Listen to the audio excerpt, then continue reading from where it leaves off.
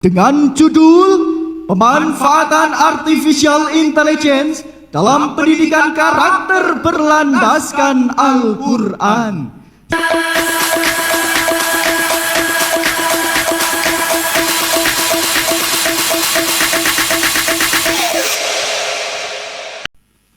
Assalamualaikum warahmatullahi wabarakatuh.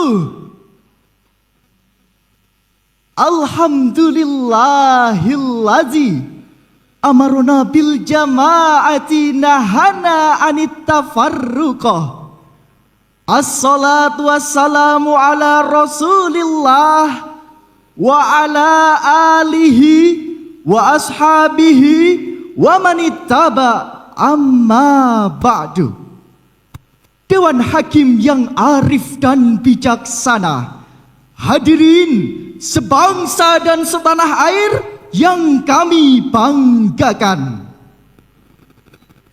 Wakil Menteri Pendidikan Tinggi, Sains dan Teknologi dalam International Conference on the Transformation of Pesantren mengungkapkan bahwa Artificial Intelligence atau yang biasa kita sebut sebagai AI tidak akan pernah menggantikan manusia. Hal ini, hadirin, menjelaskan kepada kita bahwa peran AI dalam pemanfaatan pendidikan harus tetap diarahkan untuk memperkuat karakter generasi muda yang sesuai dengan nilai-nilai Al-Quran, serta membekali mereka dengan paham reflektif, kolaboratif, dan peduli sesama.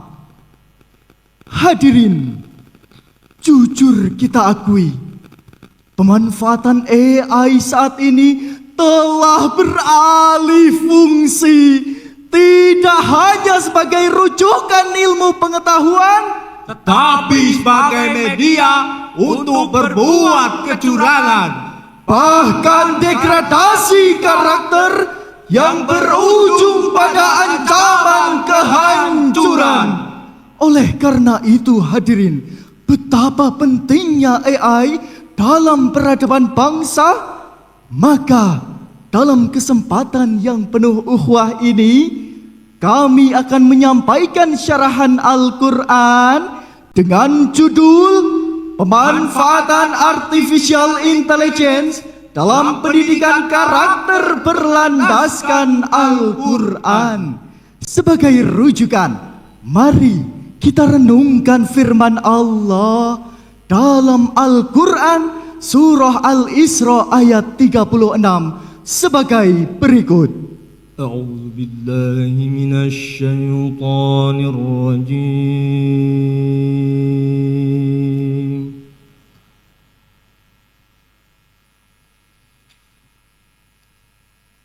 Bismillahirrahmanirrahim.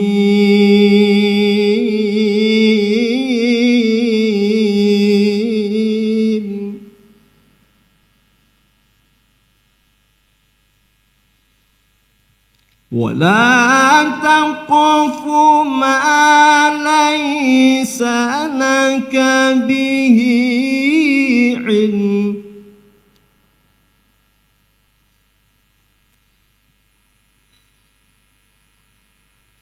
إن السمع والبصر والفؤاد كل أولئك كان عنه مسؤولا.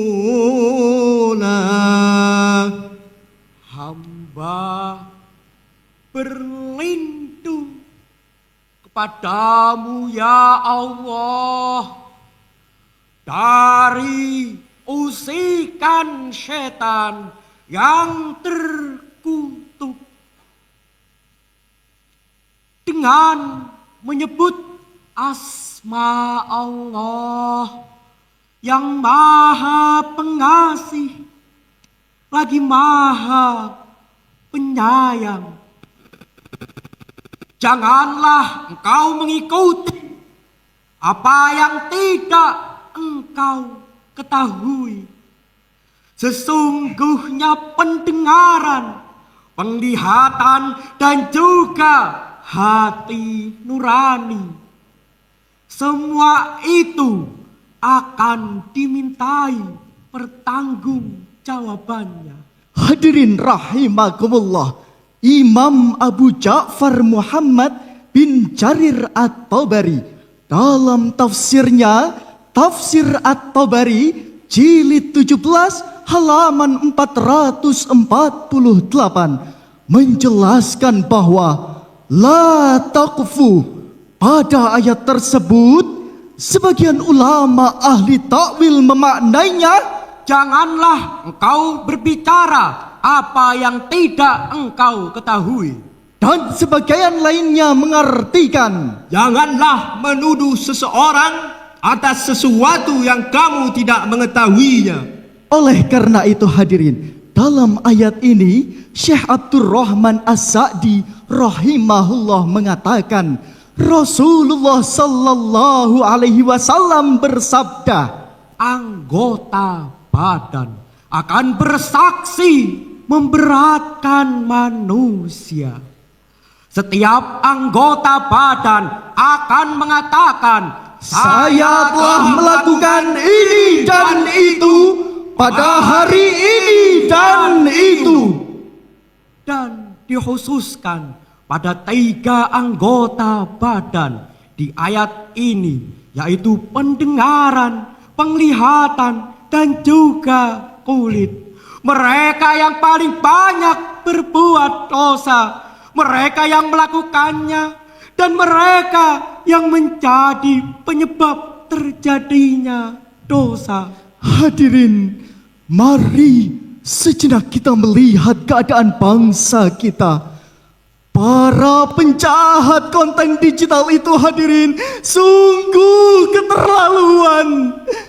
Kompas.com pada 14 September 2025 menyebutkan pada demonstrasi akhir Agustus lalu merupakan salah satu bukti nyata bahwa disinformasi berbasis AI dapat meluluh lantakkan sendi-sendi kehidupan bangsa.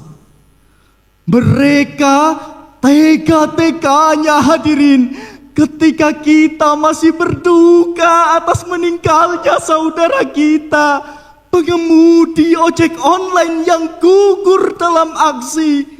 Mereka justru menebar disinformasi berbasis AI berupa kebakaran gedung DPR RI hingga Radio Republik Indonesia pada 30 Agustus 2025 menyebutkan bahwa kebakaran nyata benar-benar terjadi di Makassar hadirin. Mereka menari-nari di atas duka rakyat, Mengobarkan emosi dan mencabik-cabik kewarasan demokrasi. Hadirin, kita tidak mungkin menutup mata. Fakta di lapangan menunjukkan bahwa hal tersebut hadirin tidak hanya sebagai fenomena hoax, namun ini adalah disinformasi berbasis AI yang dapat meluluh lantakkan pendidikan karakter bangsa. Hei, berbuatlah apa yang engkau suka. Tapi ingat, semua itu kan ada balasannya. Baik ataupun jahat, lurus ataupun sesat, semua kembali padamu juga. Semua kembali padamu juga. Lantas, bagaimana Islam menjawab persoalan tersebut hadirin? Allah Subhanahu wa Ta'ala telah menjawabnya dengan sangat indah dalam Al-Quran surah Al-Mujadalah ayat 11 sebagai berikut. Ya ayyuhalladzina amanu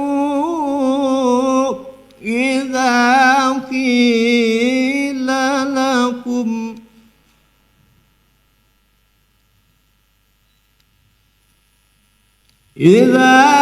qila lakum tafassahu fil majalisi fafsahu yafsahillahu lakum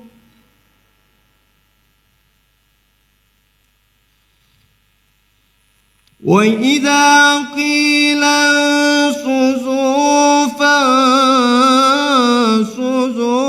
yarfa'illahu alladhina amanu minkum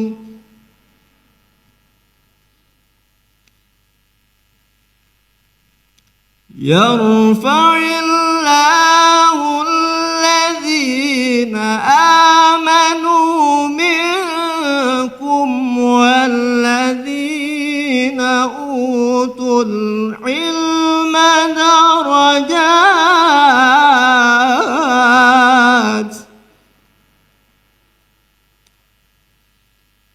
wallahu bima ta'maluna khabir.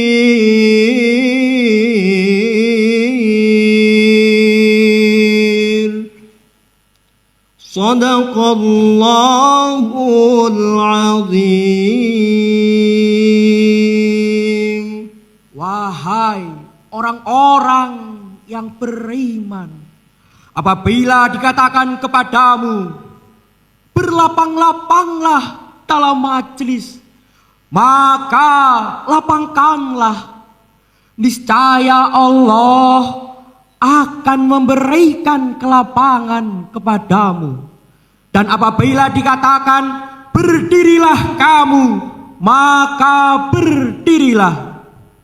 Niscaya Allah akan meninggikan orang-orang yang beriman di antara kamu dan orang-orang yang diberi ilmu pengetahuan beberapa derajat. Dan Allah Maha mengetahui apa yang kamu kerjakan. Maha benar Allah dengan segala firman-Nya, dan Dialah yang Maha Agung. Hadirin rahimakumullah, Profesor Dr. Muhammad Quraisy Shihab dalam tafsirnya Tafsir Al-Misbah jilid 13 halaman 488 sampai 491.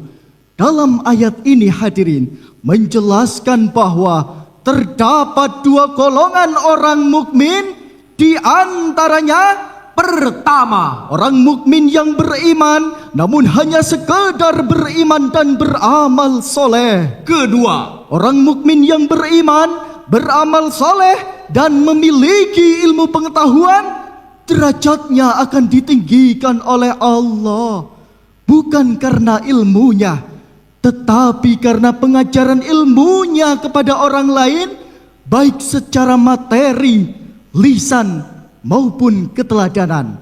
Hadirin rahimakumullah, dari uraian tadi dapat kita tarik dua kesimpulan. Di antaranya, pertama, Artificial intelligence dapat dijadikan sarana efektif dalam pembentukan karakter mulia dan juga menjadi pribadi yang berakhlakul karimah. kedua, mari kita manfaatkan teknologi dengan ilmu, iman, dan takwa sehingga kita dapat mewujudkan peradaban bangsa, sehingga dapat terwujudnya baldatun thayyibatun wa rabbun ghafur. Akhirnya Hanya ini yang dapat kami sampaikan. Kurang dan lebihnya mohon dimaafkan. Wabillahi taufik wal hidayah. Wassalamualaikum warahmatullahi wabarakatuh.